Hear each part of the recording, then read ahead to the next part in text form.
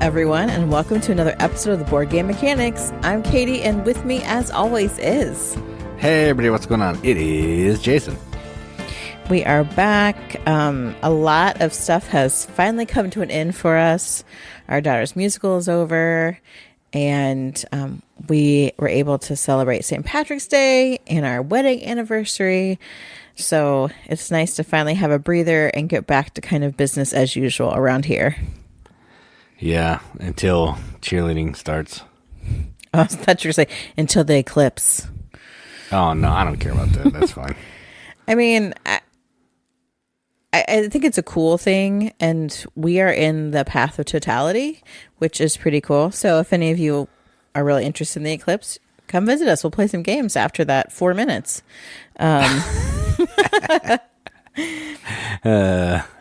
Yeah, it'll be cool. I'm playing a concert that day. A lot of places around here are shutting down early or closing altogether for the day. Just to celebrate and have some fun. So, like our kids' school. You know what doesn't shut down? The Air Force. So I will continue to work. Yeah, people will still check out the eclipse. I'm sure. It's close. It's almost time that I get in my shift, so I think it's like 30-something in the afternoon, if I'm not mistaken. Yeah, 3:30-ish or something like that. Yeah, I think so. Yeah, so I'll be fine. Totally be fine to do it in my free time and not on working hours. Yep. Yeah. Or on working hours, and no one will care. They might. No, they're all going to be looking at it too. Stuff still has to keep going. I'm vital to the mission or whatever. But we are excited to be here and to move on from our top 100 list finally, which took us forever because we are well into 2024. So thank you all of you for a few shout outs of new topics and stuff. We appreciate that because we're just going to start stealing ideas from other people, basically. Yep. I got some video series that I'm going to start, and it's going to be fun. I know, but then I was thinking about the one you were going to do. I wanted to do that as a topic on the podcast. Oh, okay. But maybe do like a real version, because are you doing a... Yeah, I'm going to do a joke video of it. Okay. But we can do a real version on the podcast. Okay. So all that aside, let's go into news so we can get this episode started.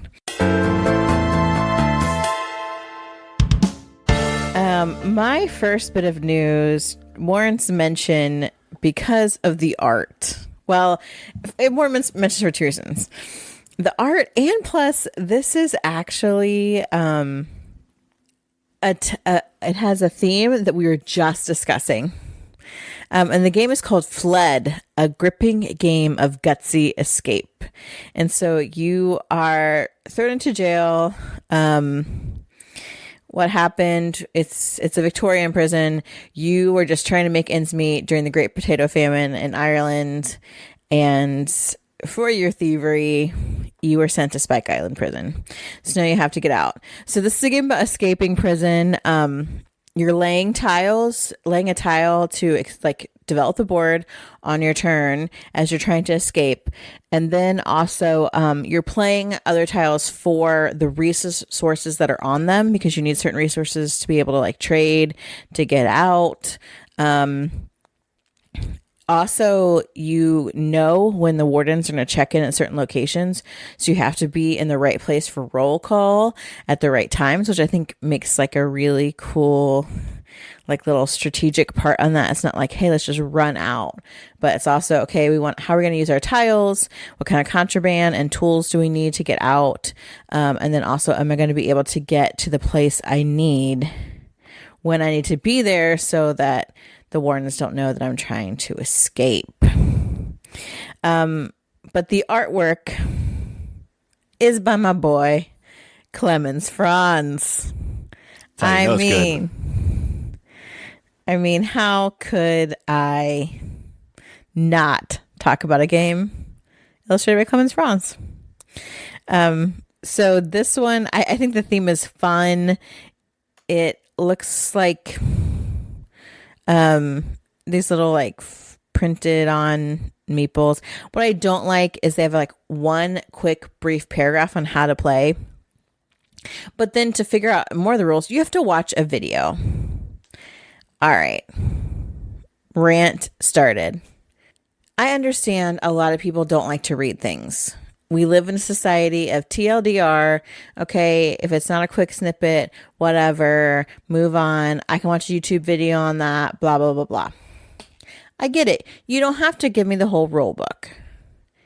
But don't give me a 45-minute video explaining how to play the game on your Kickstarter page and expect me to watch that in order for me to decide if I want to buy the game. No, thank you. I'm not wasting that kind of time, especially if I get into it. I'm like, this looks stupid. Because the first, 5 to 10 minutes are the setup. I don't need to know that to decide if I want to play this game. Now, conversely, I don't want you to put on there like 2 sentences that just give me the general theme and I can't even tell what mechanics the game are in. And it's like, good luck figuring it out. Haha, suckers. No. Like, if you want your Kickstarter to be successful, you need to get people like, okay, there are some people that are just like, oh, autoback. I mean, sure, if I were a crazy person, I'm like, oh, Clemens Franz artist. Yes, autoback this. I'm not that kind of person. I'm not. Some people do that. I get it. But I want to know if this is a game worth wasting my time with. Because when you sign up and pledge on a Kickstarter, it's an investment, not just a monetary one. It's like, is this going to fund? They're going to send me 25 notices. I got to pay for this thing. Who knows what in the world the shipping is going to be? Who knows when it's going to be shipped? Maybe they're going to hold a hostage and I have to pay extra in order to get it actually to me. I don't know. It's a whole kind of crapshoot. And you're going to make me watch a 45-minute video? Like, I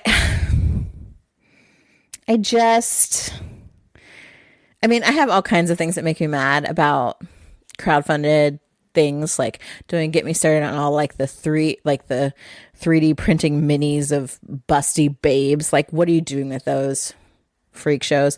But my real issue is I need to know how to take a basic turn in this game so I can decide if it has the things that I like in a game. Maybe I'm asking too much. And I don't mind if you use videos. I understand there's some people that reading is just too hard for them. Okay. But a sentence is doable. My favorite are when they have like a sentence explaining okay, first thing you can do is this. And they have a little video that's like just a clip of showing the action being taken or even a couple actions. Thank you. That'll work for both types of people.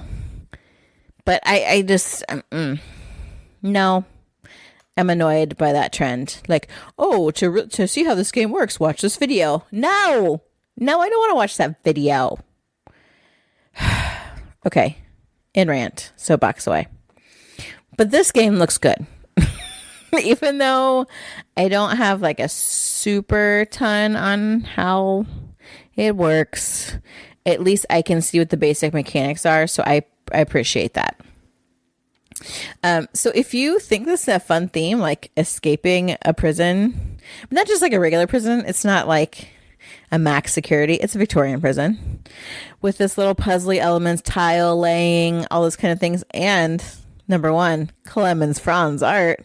Check out Fled. It has 11 more days on Kickstarter from the time this episode drops.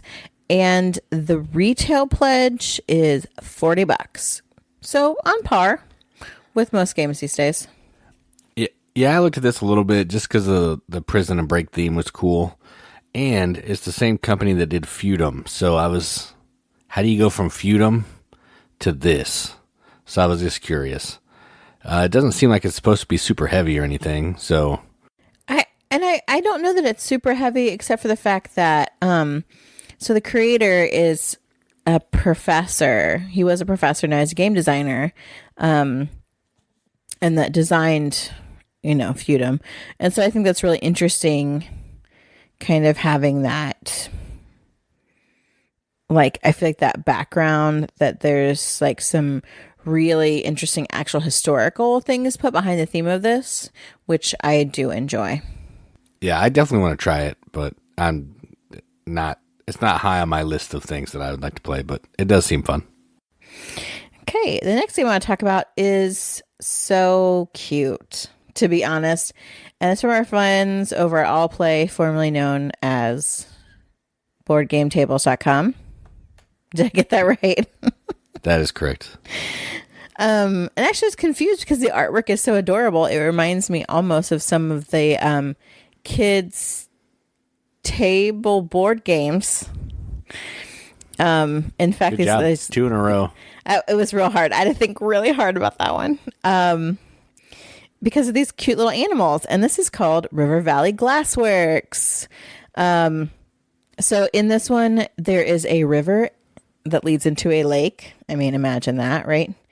However, in the river, we've got river glass, and players are entrepreneurs who are there to use this beautiful river glass. And so you're drafting from the river. At some point, you can also draft from the lake. You are putting things into your inventory. Okay, so you have an inventory. You take a piece of glass in your inventory and you're going to put it on a river tile with one that matches it. Then you take all the glass from an adjacent tile. So there's a little bit of like a Mancala feel in that. And then you're going to take the glass from that you just chose and put it into your shop. So it's got to go like left-hand most column that's empty, unless the piece of that same colors are in your shop. So it has this azul feel as well, but you're stacking them to try and earn points. Then it's really cool. The river tiles like actually flow. So you take out the empty one, you put it at the end, and you push down the river. And then you draw new glass out to put into the river, which I think is cool. And then you can refill your inventory by drafting from the lake. And there are pieces in the lake. And so you can then you would refill the lake. And then you're going to use those inventory pieces. Then you're scoring your rows and columns. And you don't want to take pieces that don't fit because you lose points. So it does have that azul feel, but I think with a really cute theme. With this river glass and with your little, the little characters are real cute little river animals. I think like a beaver, and I think there's a turtle who I always want to be. Obviously, they're the best. So these really, really cute figure, maybe a frog. Now, the components are cool at the retail version. But they've got like all these, they've got a deluxe edition and a founder's edition. Now the founder's edition is expensive. However, the thing about the founder's edition is it has real glass pieces in your river. You actually have glass. So that's like super premium. So if you love like prime time components, also like the first player token is this 68 millimeter tall grizzly bear. It's a little much. However, super cute. And it does have a basic retail edition that just uses acrylic pieces for your glass. So I like that it has that for everyone. So if you like cute little animals, if you like that kind of abstracty, puzzly, azul bit, this is supposed to play really quick. I think, 20 to 30 minutes. Check out Valley Glassworks. 12 days left in that Kickstarter from the time this episode drops, and the retail version is $39. Yeah, this seems fun. All I've looked at it is the components because the components are really good. But when I looked at it, it reminded me of like Cascadia or a game like that from that company. What company is that? Flat Out, like Verdant and all that kind of. That's what the art kind of reminded me of. Oh yeah, I don't think the game plays at all like that though. It doesn't make me think of that. I haven't watched anything. I was just looking at boxes. I didn't watch anything either because I read. Now, also on this Kickstarter, they have like, number 1, draft from the river. And they have a brief explanation of what that means, like 2 sentences. And then they have a little video of showing what you do when you draft from the river. Thank you. I want to do the slow clap for All Play for this Kickstarter. That is how you do it. I don't know if it's going to pick up my slow clap, but there it was. I mean, I heard it, so maybe we'll see. We'll see what happens. But yes, this looks really cute. I don't like Azul. I don't like that necessarily. But this one's really short. Like I think even maybe shorter than Azul. So I'll buy into a woodsy, cute character theme all day long. So this one definitely intrigues me. So Valley Glassworks, that is my last bit of news today.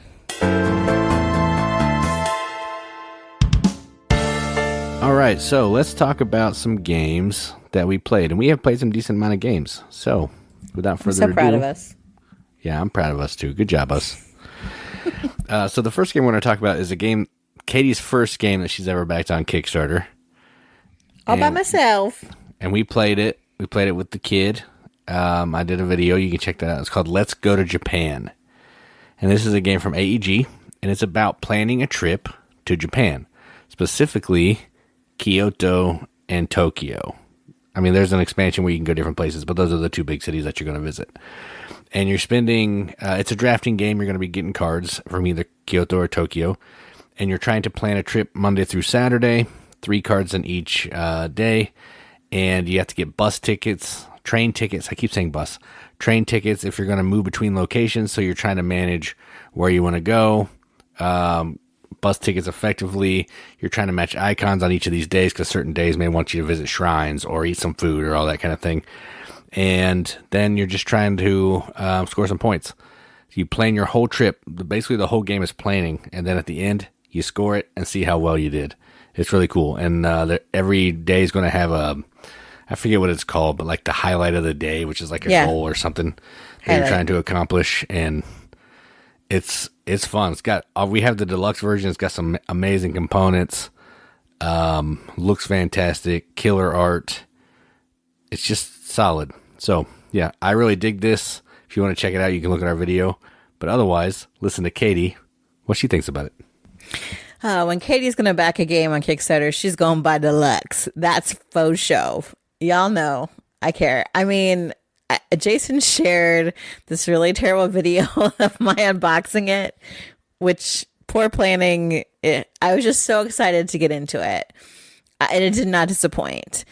And the game is really good. It's very quick. You do need bus tickets, or you don't need bus tickets because you can't. If you rode a bus from Tokyo to Kyoto, it would take forever. So you hop on the Shinkansen and you get there in 2 hours. Like that's what you got to do. The components are awesome. Like they're so good in this. It's in some ways almost like. There's set collection. It's almost engine building-esque. You are doing like in-game scoring. Nearly all of it's in-game scoring, but also setting yourself up for that. Utilizing bonuses. So you are getting some stuff during the game. So it doesn't feel like, oh, everything's scored at the end. But you're like, you get these day bonuses once you get 3 activities scheduled for each day.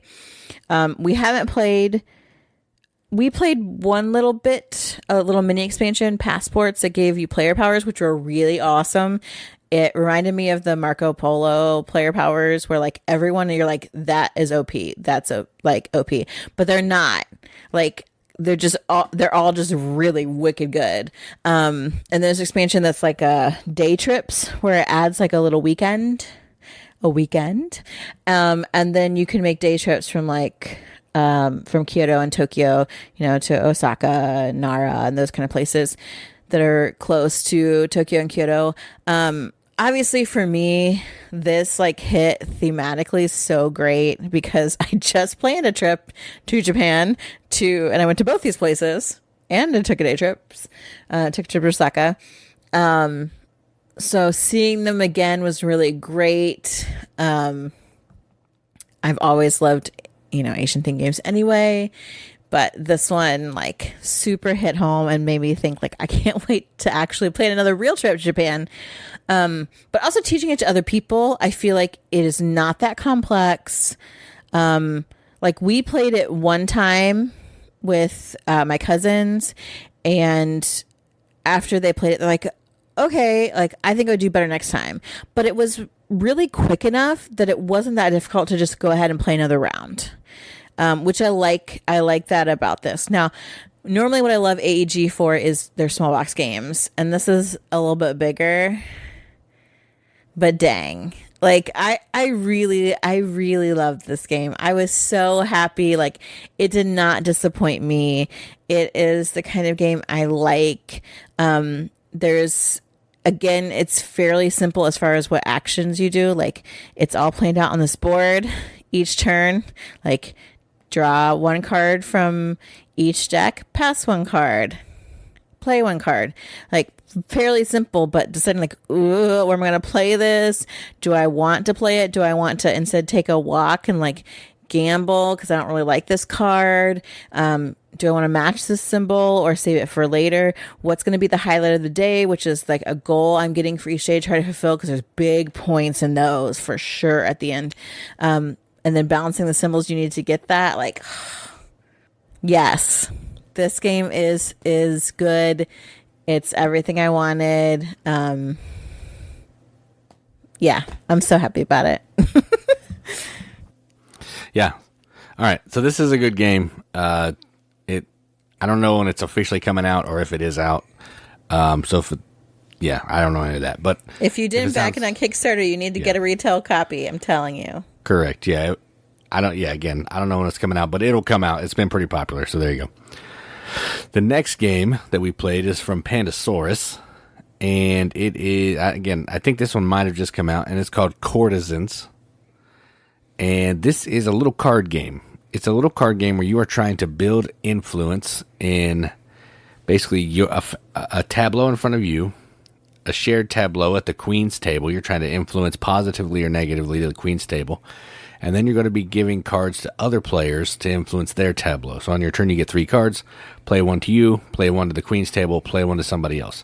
What you're trying to do is you're trying to have cards in front of you of a certain color. I think there's 5 colors or 6 colors. And then you're trying to get the queen's table to have that family in esteem. So if I have 4 green cards, that's a lot of green cards. So I want to try to get the green family positive value, because all my green cards will be worth a point. But people see I'm collecting green, they're going to try to make that green family in low esteem. I forget what they're called, but fallen from grace or something. And then all my cards will be negative if there's more fallen from grace cards than esteem cards. It seems super, super simple. And the first time I played it, I did really terribly, and I didn't really think there was a game there. But the more that it plays, and the more that I can see the nuance, the more that I really like this, because you're always thinking about what everybody's doing, because you need to influence the queen accordingly. If, Katie has 6 white cards, I clearly don't want her to let white be positive, because that's a lot of points for her. So I'm going to start playing some cards, maybe some face down spies to try to trick it, maybe an assassin to kill some of her white cards. A whole bunch of stuff you can do, and it's really fun. I enjoy this game quite a bit. I wasn't sold on it at first, but I do really dig it. So, what'd you feel about Courtisans? Yeah, I like this game a lot. I love, I'm a big fan of card games that do kind of a classic feel, but with some really like fun, rule bending. Also, the art on these cards, gorgeous. They've got some gold foil on them. Chef's kiss, love that. But the idea that I've got these 3 cards and I know I want to keep one, I got to keep one, and I got to give somebody else one, and I got to lay one down at the queen's court. Like sometimes you want all of them, sometimes you don't want any of them. You've got a secret objective, and it can score you like 2 secret objectives. They can score you like in this big points, because points can be really hard to come by. So trying to get those, and then sometimes it just doesn't work with how the cards are played, and people have got their own objectives too, and they all know what the crap yours are. And again, really simple. I put 1 card in front of me, I would put 1 card in front of somebody else, put 1 card at the queen's table or court. But that choice can be agonizing, like a brutal Yeah, I really like this. We played this several times in a row. And I was like, yeah, this is going to be a regular rotation game for sure. Just a nice little filler, fun, thinky, but not like obviously overwhelmingly complex. So good. Yep, I agree. Again, don't know when this comes out, but if that sounds interesting, check it out. All right, and the last one I'm not going to spend too much time on, but we played Return to Dark Tower, and we played with one of the expansions, and that's the Monuments. And I just wanted to talk about that quickly because I don't know how many people have played the expansions or whatever. But or because you're obsessed with the Return to Dark Tower. And I am obsessed with the game. That is correct. But the monuments basically get rid of one of the buildings in each of the locations. And then you're going to have to do special like tasks 3 times for each of these different buildings to build the monument. And it's going to give you some kind of special ability. And along with the monuments comes Wasteland that's going to make some of the spaces on the board junky. So basically it loses this terrain type and you can't walk. Once you get into it, move into it, you have to stop. And it changes up some of the scenarios a little bit based on it's going to have different events that happen when you play within the expansion. But I just kind of wanted to mention this one quickly because I love Dark Tower and I finally played with an expansion. So there you go. How'd you feel about this Monuments one? Did you like it? No. I mean, it's cool what it does. Like, it can be good. I just think this game is already freaking hard as it is. Like, I don't want to add stuff to make it even more complex, to be honest. It does make it harder, too. It was definitely harder to play. Not to play, but to win, for sure. Yeah, and we played with them at least twice.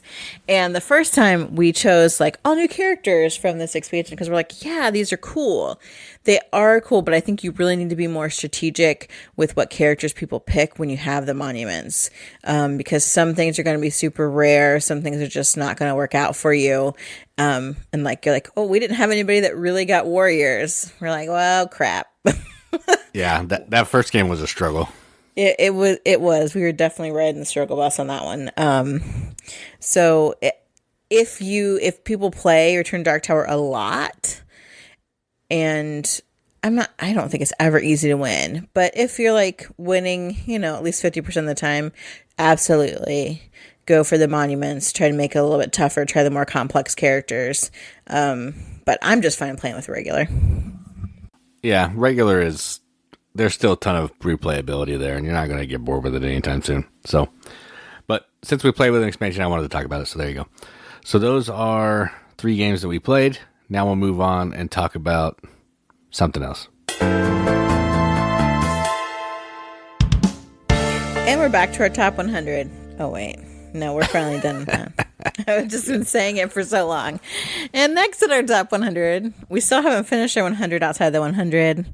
I'm working on that. We need the videos are harder for me because when I come home from work, I just look like dog crap, basically. I put on my like animal print nightgown and I'm like, forget this. Also I have a sty right now. I don't know what's going on with my eyeballs, but I would not like to be Quasimodo on a video. So we will finish those. We are committed to finishing the 100 outside the 100 on live videos. But since we finally finished up our top 100 of 2023 or of all time, but as calculated for 2023, we want to take a look at our favorite games that came out in 2023. And honestly, there were a lot of really good ones. And there's some that we haven't played yet that we actually own. Shame, shame, shame. I know your name. It's us. That are going to be really great. I have a feeling. We just haven't got to them because we're too busy playing Return to Dark Tower or something, apparently. Jason's all Ameritrash, and we've got these other great games sitting on the shelf. But we each picked 5, and we would have had a lot of crossovers, to be honest, because there are a lot of games we really enjoyed for 2023 that hit our table quite a bit. So know that basically all of Jason's games would have made it to my list as well. So, Jace, kick us off with your number 5 game of 2023. All right, so my number 5 game is actually a social deduction game of sorts, and it's from Facade Games, and it is, I can't talk, Hollywood 1947. And this is one of those games that comes in a little box, and this newest version is about the Red Scare in the cinemas and movies in 1947. And basically what you're trying to do is you're making movies, and you're either going to be on the Patriot team, you're going to be on the Communist team, or you're going to be a rising star, and you're kind of doing your own thing for the win. And the way that the game works is you're going to be flipping a movie. They're going to have maybe Patriot or Communist symbols, and then you're trying to use your movie ability, like an editor, cinematographer, or whatever, to basically help you get cards that are benefit you into the movie. Everybody's going to have a die. If they have a star, they're going to be able to play a card, and you're trying to get cards that you like a Patriot or Communist in the movie to sway the movie in your favor. You win if you get 4. The rising star wins if it's a tie on movie 7. And yeah, there you go. So that's it. You're trying to figure out who's on your team, who's not on your team, and keep them from making good movies. So it's super fun. As far as all these games go, this is probably one of the easier ones. It's super fast, like maybe 20, 30 minutes. You'll play 5 rounds, well, at most 7 rounds, and then it's over. And on your turn, you're just taking one action and moving on. So I really enjoy this. It's fun, and I like it quite a bit. So number 5, Hollywood 1947. Yeah, this one is really good. Definitely would have been on my list as well. I generally love social deduction. I like the rolls on this one. There's just lots of cool things that this does. And I mean, I really enjoy this company's games. I cannot remember their name off the top of my head. Oh yeah, Facade. You just said that. I would say this is probably my favorite Facade game at this point, and we own all of them, I think. Except for one. What? Deadwood we don't have anymore because I didn't love that one. Yeah. But this one's good. I bought this for you. You did? It's good. Yeah. My number 5 is a game that fits with all of my themes. I think at first Jason didn't like this one, but I think it's grown on him because it's got a gimmick. And that game is Sushi Boat. So in Sushi Boat, you're at a conveyor belt sushi restaurant, which is like my favorite thing. I went to one in Japan. We just went to one. Yeah. We just went to one for our wedding anniversary. There's one near us in Columbus. I actually heard there was another one in Cincinnati that we'll have to try from a friend. I didn't realize they were close. But in Sushi Boat, it's like worker placement set collection. So you place your person on the sushi boat where you want to take sushi from, and there's little arrows that show where you're going to take it. You can also activate some of the employees that work there that have special powers. You can buy these appetizers that are actually really powerful, but we just never seem to really buy them. But it's a good idea to do so, even though I just never do it. And then periodically a wasabi card will come out, and you have to try to remember what color of the dishes are in this particular hidden part of the conveyor belt. Because you're trying to do set collection with different types of sushi and colors of plates. So you got a nice little stack of sushi plates. It is fun. I mean, I just love pushing the little sushi plates into the conveyor belt. The wasabi, like I never remember, so I just make some crazy guesses and hope for the best. Because if you get it right, you get to keep the wasabi, and those are points at the end. Super quick. I think a lot of people like it because it looks cool, and the idea of that pushing plates and guessing goes over really well. So my number 5 is Sushi Boat. And the boat is made out of wood, which is awesome. It's pimp. It's really nice. All right, so my number 5 was a social deduction, which, who am I? My number 4 is a real-time game, really who am I? And it is from Flat Out Games, and it's called Fit to Print. And this is a game about animals who are running a newspaper. And you're trying to, it's kind of in 2 parts. You're drafting these different articles which are basically polyomino tiles from the center of the table. And this is timed.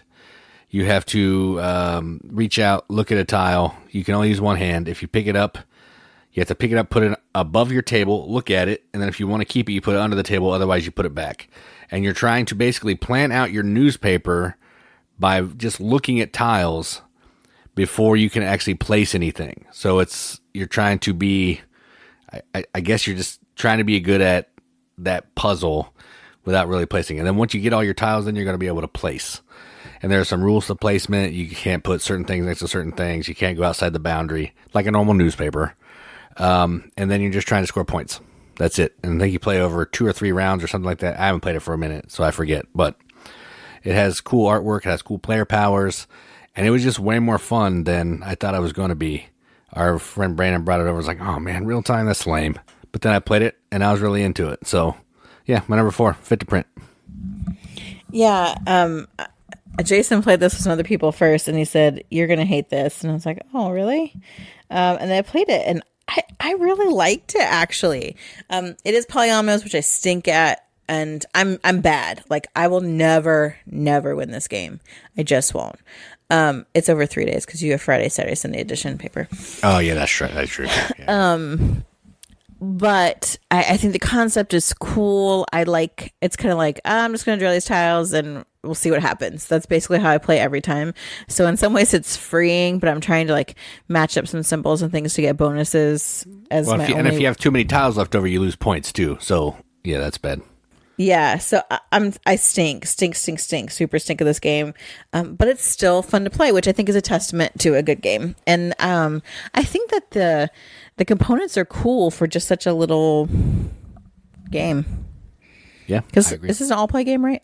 What'd you say? No, it's flat out. Oh, are you really? Yeah, Cascadia and all them. Oh.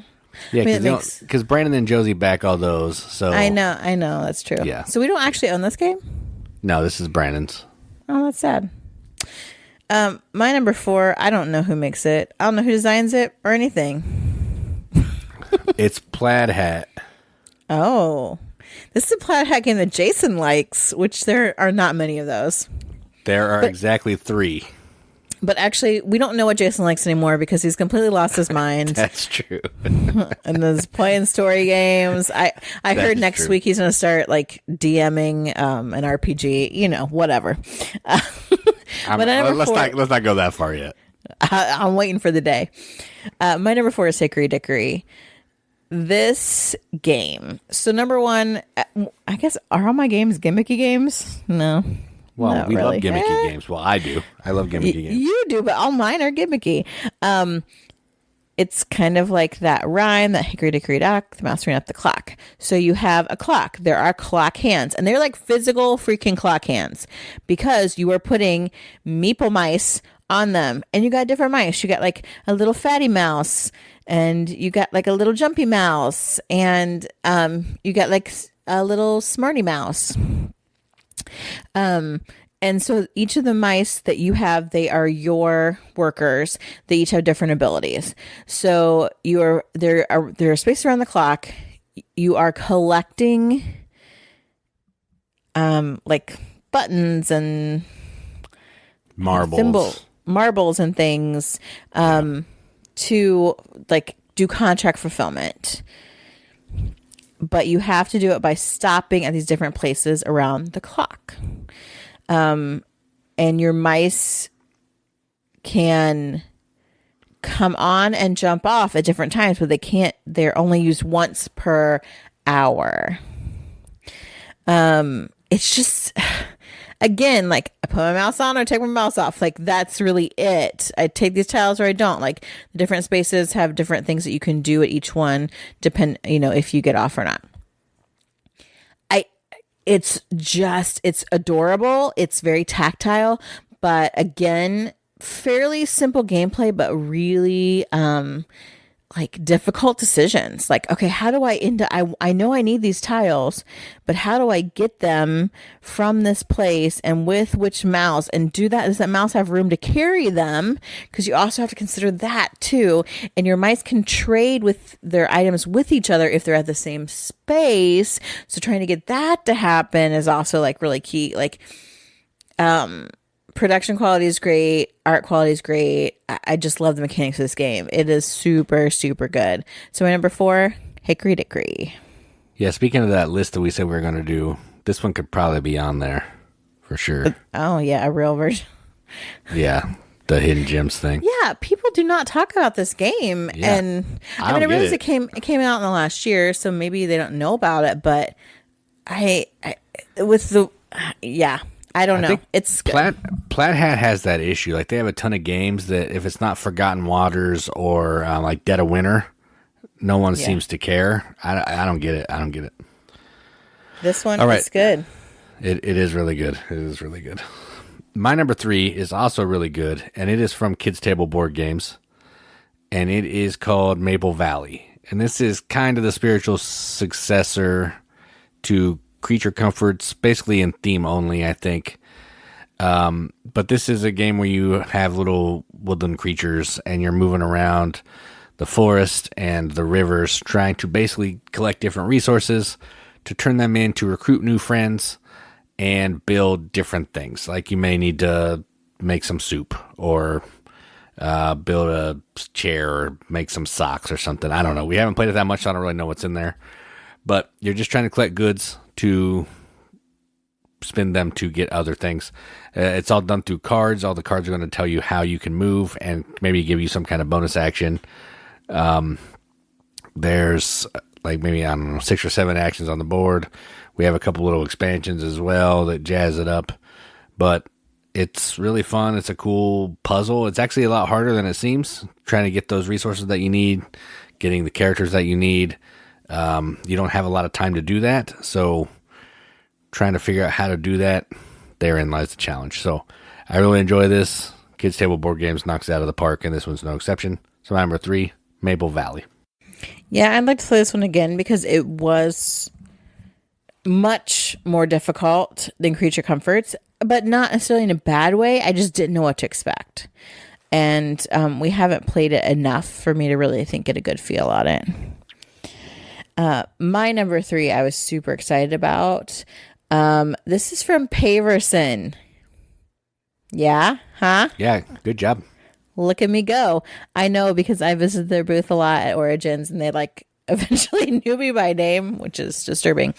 Oh, yeah. And Dave is the designer, right? Yeah, Dave Beck.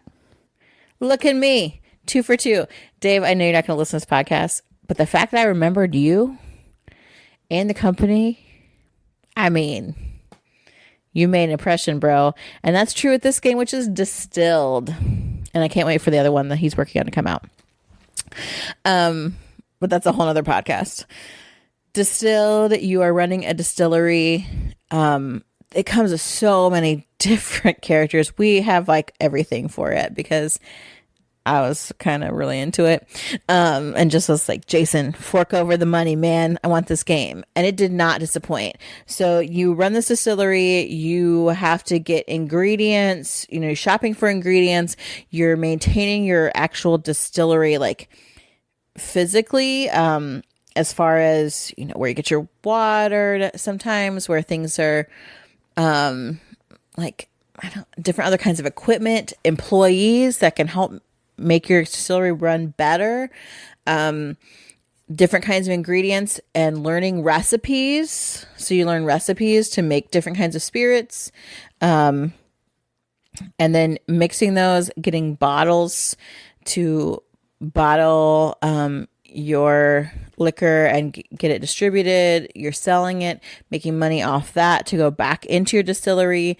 You're also creating this bottle collection. There's such replayability in this, a bajillion different recipe sets, different player powers based on who your distiller is. It is thinky, brain burny, like planning ahead, but yet economic, sort of, like just a lot of stuff going on in this game. I think the theme's fun. I think components are awesome. This game is good. That's why it's my number 3 for the year, Distilled. Yeah, this would have been probably my number 1 or number 2. It's really good. I agree with it. My number 2 is actually the sequel to Scythe. Stupid name. But it's called Expeditions. Really has nothing to do with Scythe other than it has the same art and it has a giant mech that's superfluous. But what you're doing in this game is you are basically exploring around this map of these huge hex tiles, and you're trying to basically collect stars. So Stonemaier loves the star system where you need to be the first player to put down so many stars by completing goals. And you're doing that in this game by collecting workers, hiring cards. There's different kinds of cards. You're building engines. You're basically just exploiting the tiles in any way that you can to fulfill. I think you have to get 4 stars down on the board first. And there's like 8 different things you can try to do. Everybody's trying to do them. You're just trying to do them better than everybody else. It's really fun. I enjoy this. I played it a lot solo, which is actually nice because it's like 40 minutes. It goes on a little too long with actual other people because just the nature of the game. But I really think it's a good game. I like this way more than Scythe because it takes all the stuff from Scythe that I don't like out, and it just gives me basically a Euro version of Scythe, which I like. So my number 2, Expeditions. This is probably one of the only ones that wouldn't have been on my list because I don't like this game. It's fine. My number 2 is a game that I want to play more because it's got so much stuff that I love. Like, I love games where like one action can lead to another action, can lead to another action if you get them all like lined up right. And there's planning and forethought and hitting these combos. When the combos will fire off, you're like, yeah, what a good turn. And that's White Castle. Again, it's a beautiful Asian themed game.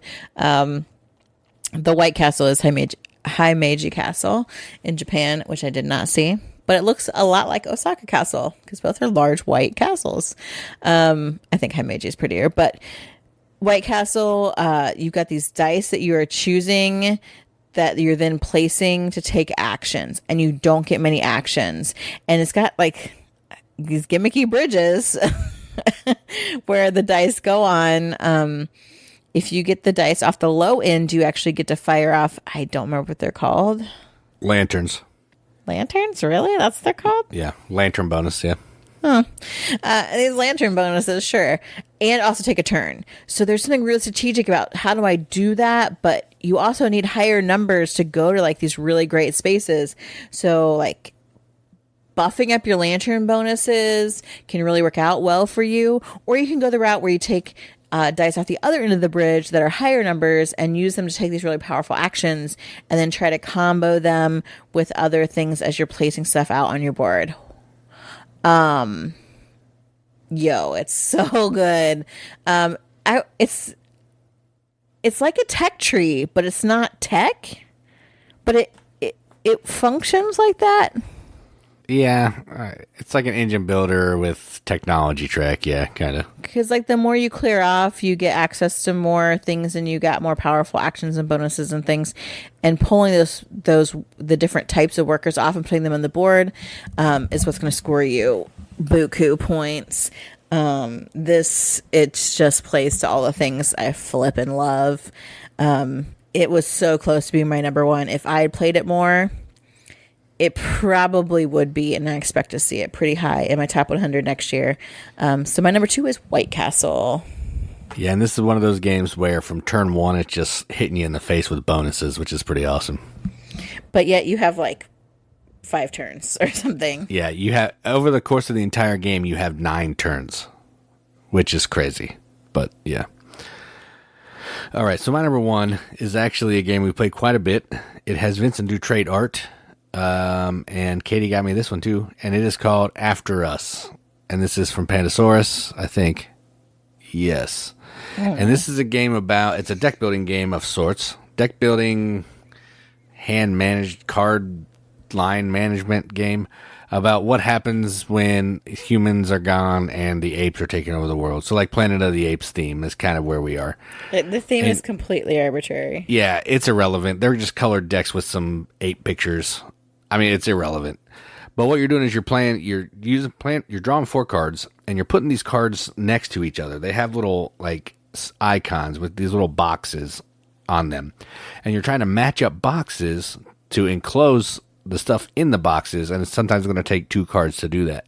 And you're trying to get good, you're trying to get batteries, you're trying to score points. And this game is a race to 80 points. So while you only have 4 cards to play, there's 3 or 4 different ways you can put those cards in that line to maximize what you're trying to get to help you get points before other players. And then after everybody's done that, you're going to pick from one of the 4 decks of ape cards based on the resources you have available or whatever you want to bid. And then you're going to get a new card into your deck that goes on top, which is pretty awesome. You don't have to wait. It just goes onto your top and you get to use it next time, which is pretty cool. So a deck builder with a couple new wrinkles and really cool art and nice production. And I really enjoy it. So my number 1, After Us. I don't mind playing this one. I don't really like it that much. The more I play it, the more I dislike it. And it's probably because I stink at it, to be honest. I don't know, my brain just doesn't work very well at it. It's fun. Well, it's a race game too, so you don't really love those. Yeah, and I don't love the race game either. What I do love is my number 1 game of 2023. And again, like I said, this and White Castle were so close. But I've played this one a lot more, and that's Earth. Earth is what I wanted Terraforming Mars to be, what I absolutely wanted Ark Nova to be, and wasn't. Those both fell short. Earth is so good. You are developing a tableau of your Earth. You're terraforming it, but not Mars, Earth, because we don't need space, dagnabbit. There's cool stuff here. And it really has, like, all these cards have all these cool, like, fungi and ferns and trees and flowers. I love that. Oh my gosh. I think it's so cool. I just love reading the cards. They're all different. It's awesome. But you're trying to lay them out in a way that you're getting points from each other. It's another one of those games where you choose an action to take, and you take a more powerful version of the action. Everyone else gets a weaker version, which is cool because you're engaged in every round. Like, something is happening to you, for you, even if it's not your turn per se. And you can make your points your way. You can really go into building sprouts and things on your cards. You can instead get like different tundra and maximize that. Like, there's lots of different ways to make that happen. These growth parts. You've got personal goals. There's shared goals. Those give you good points. Just a lot of different ways to score points in this. Really cool cards, artwork, like this engine building, strategic arrangement to like get points off points off points. Yeah. It's so good. It's so good. I love it. My number 1, Earth. Yeah, this was probably my number 1 or number 2 as well. It's really good. You're always, every turn you're playing, and I love that. You're always playing. Everybody's always playing in this game, which I think is fantastic. And more games need to figure out how to do that.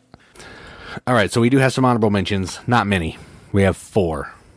There probably could be more, but this is just where we are. And it's our podcast, so there we go. So the first one I'm going to talk about, which almost made my list, and this is from Buffalo Games. They're killing it. You know we like them. And this one is Penny Black. And this is a game about collecting stamps based on the Penny Black stamp. This is a famous stamp from stamp lore. I don't know. But you're basically drafting stamps, and you have 2 sides of your little stamp book, and you're trying to score them each side in 2 different ways. So you're trying to collect the stamps that you can play to help you meet your scoring criteria. That's it. It's 10 rounds, I think. It's lightning fast. Has fantastic components except for the stupid bag. But aside from that, the stamps are really nice. The book is awesome. These little stars that come with it are cool. Everything about this game is fantastic. And I like it. So Penny Black is number 1. Yeah, I like Penny Black also. I didn't think I would because it has sort of some polyomino elements to it, but again, that It's all like squares ish. some are rectangles, but Ish. just trying to hit your goals and the fact that you can actually place things and move them around makes my brain can actually handle it. But we played it with some of our friends who are not gamers by any stretch of the imagination. And they're like, yeah, I think we could play this just us at 2 players. They're like, you're the only people we play games with, but this one might be worth buying for us. And I thought that was really a testament to how good the game is. Yeah, it's super good. I've never seen it at Target or anything, but that's where it came from. So I don't know how easy it is to get, but it's good if you can find it. Next up is also a game I think that was at Target. I don't know. But it's Disney animated, and this is a cooperative game about basically building a Disney movie. You're drawing a Disney movie. You're an animator. So there's, I think, 5 or 6 different movies that you can pick from. Everybody's going to pick one, and you're basically trying to get a background for your movie, which is placing these tiles on your board. You're trying to collect paint because you need to be able to paint the animation cells, and you can't do that until your background is completed. And then once that is done, then you're trying to get your villain for your movie from the villain pile onto your board, which is how everybody has to end the game. If everybody gets their villain, then the game is over. But every round, the villains that are still out are going to attack you. There's these little cards that come out. I forget what they're called, but they're bad and they can make you lose certain things, make you advance the timer that you have to complete the game. And it's not the hardest cooperative game in the world, but we lose. So there is that. But I really like this. The theme is welcoming. Our 8-year-old, or I keep saying she's 8, our 10-year-old daughter likes it because I use those 8 and 9-year-old stories all the time. I can't remember how old she is. And it's fantastic. So if you can find Disney animated, I say check it out. Yeah, we ordered this offline or something because I told you about it, and you're like, I never heard of that, but I feel like it's stuck under the radar. And for me, this is cooperative, and I think it's what a lot of people want Villainous to be. It's much more accessible for non-gamers, but still obviously complex enough. But the fact that you can work cooperatively, I think makes it really worthwhile. It's very good for Disney fans. Much better. I would recommend it over Villainous anytime. Agreed. So another one that we just picked up this year at Origins, from this adorable set of brothers. We got Finnish Fish from them, and I'm like, oh, well, there's a deal. This game looks fun, and it's Horticulture. So Horticulture is like a flippin' draw where you are. Yeah. And I've forgotten their names because I'm a jerk. For shoot, what is it? Night. Yeah, last night games. Okay, we came up with it. Yeah. Also, Finest Fish and this game both very, very good. Horticulture, you are drawing your garden. Before you even play the game, you have to make a plan for your garden, which is deciding how things are going to score based on their locations in the garden. And then you have to kind of make that work with what cards get flipped. So it's like a really thinky version of flipping right, drawn right. And I really enjoy it. I think I would save this for more experienced gamers, just because it can be like, what the heck is happening? But I really like it, Horticulture. Yeah, this is definitely, if you're tired of like silver and gold or something where you're just marking off some X's, this one definitely adds more game to it for sure. There's a whole first half of the game before you even start playing that is way more important than you even know. So yeah, it's crazy. It's crazy, but it's good. It is good. And then the other one is this supposed to be a kid's game, or I don't know. It's from Phil Walker Harding, so probably not. It's just family game, I think. But it's called Oh No Volcano. And on this one, you are trying to climb up a mountain that happens to be a volcano, I guess, and collect, Are they gems? Is that Yeah, right? gems. Yep. Collect a certain amount of gems. I don't know what they are. I've only played it one time. And not get your climber knocked off by these marbles that are dropped to simulate volcano eruptions, I think. Yeah, it's supposed to be fireballs, which is not just going to knock you off the mountain. It's going to kill you. But in this, it just knocks you off the mountain. Yeah, I'm not real clear on the theme, how that's supposed to play out. But it is really fun. It's our daughter really likes it. I've only played it the one time, and it was fine. Yeah, it's not a great, like, I put it on the list mostly because I had fun with it, and Rory really likes it. But it's got a good gimmick. It's got a cool Plinko gimmick kind of thing. Has some decent production, and it's entertaining. That's kind of why I wanted to mention it, because Phil Walker Harding's awesome, and it's entertaining. So, yeah, I do want to give a lot of love to Phil Walker Harding, because he's put out some games that are a low price point, but still super quality and accessible. This is Buffalo as well. So, yeah, and I was going to say that's a double, because I feel the same way about Buffalo as well. So, those are our favorite games of 2023. I really feel like Septima should be on here, but we haven't played it yet because we're terrible people. At some point, we will. At some point, we will. Absolutely. Like, that's on my list to sit down and just read the rules. And then, like, that's how I learn games, which is not how anybody else learns games. I understand that. But that's how I learned Let's Go to Japan.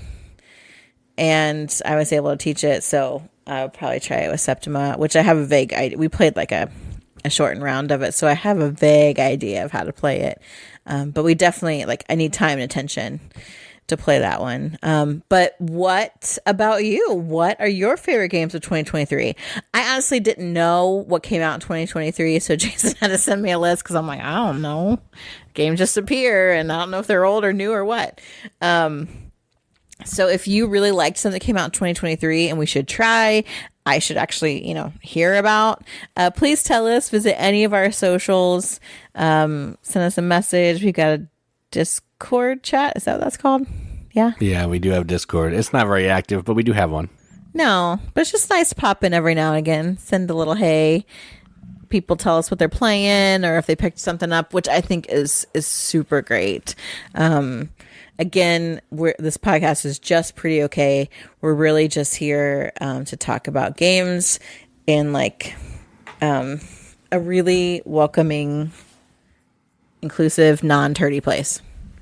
That's true. That is what we do. We are not turdy, and we're pretty okay. If you are turdy, I will call you out. That's true. The Pretty Okay Non-Turdy Podcast. That's the new tagline. Man, that subtitle is getting good. But yeah, well, I do a ton of videos on YouTube. I'm starting to try some TikTok stuff. I hate TikTok, but I can do a video for them for like 37 seconds. So that's kind of nice. We have Twitter, all the normal places you can find us if you're so inclined. Like and subscribe and do all the things with the stuff. There you go. Sure. Yep. I one of these days I'm going to write some, written reviews or something. Maybe I need to find a good format. I don't know. I can't play by the rules. I mean, I just rant. I just write rants. That's what I do. Yeah, well, apparently you're holding that down, so I don't need to do it.